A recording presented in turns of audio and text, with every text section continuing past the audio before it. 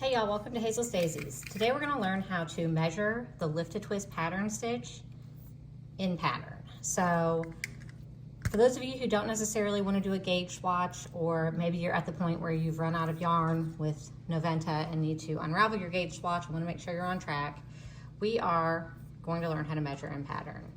So the first thing we're going to do is widthwise, and the easiest way to do that is just measure down along the cast on edge.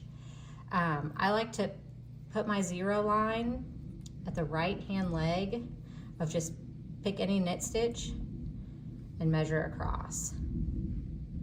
So we're going to measure all the way from one right hand leg to pick another one, another right hand leg, wherever you're trying to measure to. So we're going to stick our zero line here, and I want to measure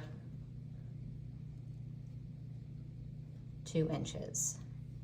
So 2 inches is about right here, which is 2 sets of pattern repeats, so that's about 8 stitches.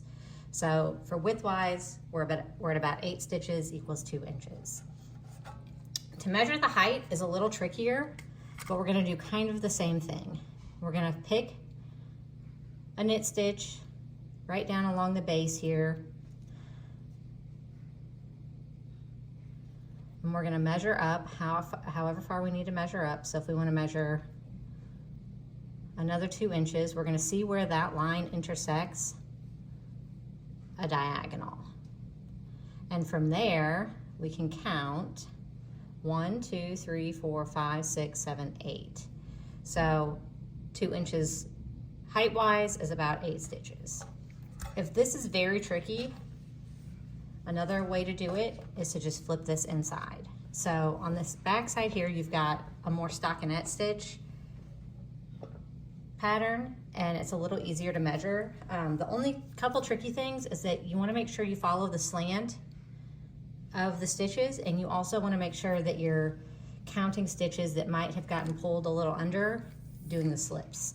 So, or I'm sorry, doing the twists. They get a little bit tighter and sometimes kind of disappear into that fabric. So what we're going to do